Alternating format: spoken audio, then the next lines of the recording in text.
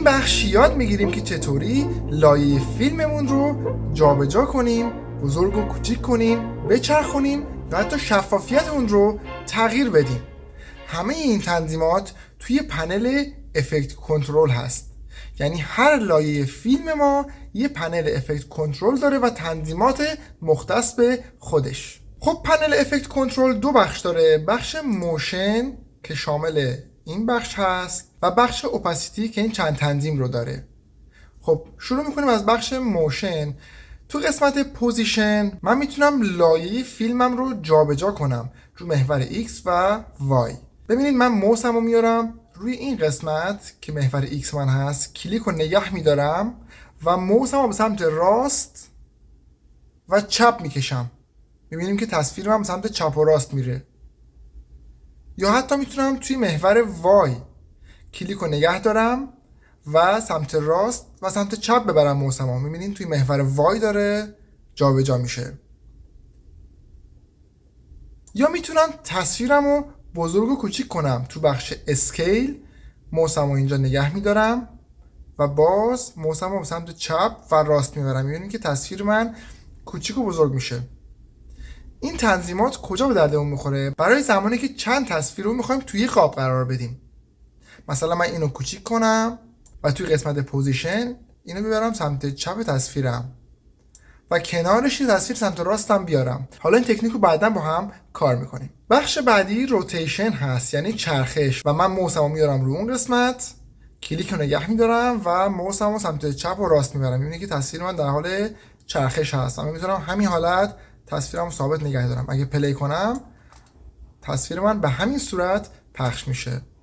برای ریست کردن این گزینه ها نیازی نیست دستی این کار رو انجام بدید. تک تک این المان ها جلوش یک ریست داره. من کلیک میکنم، پوزیشن ریست میشه، اسکیل ریست میشه و همچنین روتیشن من. تصویر من برگشت به حالت اولیه.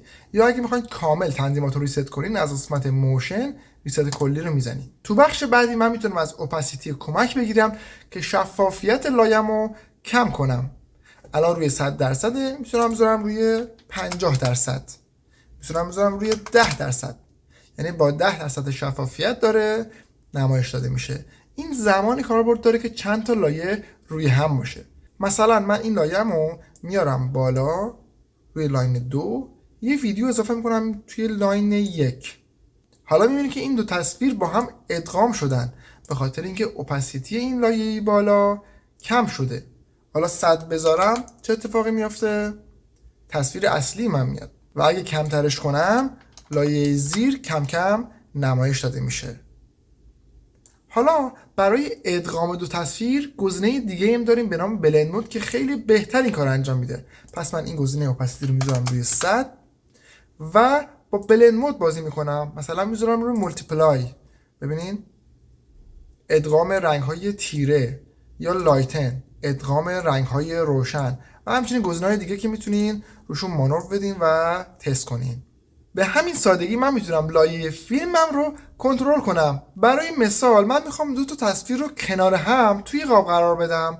خیلی راحت. اول که باید دو تا لایه‌ام توی دو تا لاین روی هم باشن.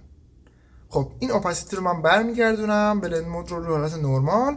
کافیه این لایه‌ام رو کوچیک کنم و ببرم سمت چپ. بچه اگه نمیخواین دستی انجام بدین این کار رو، میتونم روی موشن کلیک کنم و این ابزارها بر من فعال میشه و دستی میتونم این کار رو انجام بدم. و حالا روی لایه پایین کلیک میکنم که مشخصات افکت کنترل خود همون لایه رو به هم نمایش میده. حالا اسکیل رو کم میکنم و موشن رو کلیک میکنم بیارم سمت راست تصویر. حالا میبینیم که همزمان دو تا تصویرم با هم داره پخش میشه. یعنی ما تکنیک تصویر در تصویر رو میتونیم با همین اسکیل و پوزیشن انجام بدیم. الان یه کار جالبتر هم میشه انجام داد که برای این تصویرم که قسمتایی که مشکی هست یه پس زمینه انتخاب کرد. یکی از این ویدیوها رو انتخاب میکنم برای پس زمینه. پس باید این دوتا ویدیوم رو بیارم توی لاین های بالاتر که لاین پایینم خالی بشه. مثلا میام این لایه رو انتخاب میکنم. ببینید الان من ویدیومو که میارم همزمان باش صدام اومده. من فقط به لاین ویدیو نیاز دارم. پس کنترل زد میزنم، روی اون لایه دبل کلیک میکنم، از این قسمت فقط لایه تصویرم وارد میکنم. خب حالا میبینیم که این دو تا تصویر من یه پس زمینه‌ای دارن که لایه فیلم پایینی هست. به این صورت میتونم تصویر در تصویر کلی ایده های خفن بدم برای ویدیوهایی که میخوام بسازم. اینم از تنظیمات پنل افکت کنترل که مطمئنم میشه کارهای جذابتر و خفنتری باهاش انجام داد. حالا بریم برای بخش بعدی.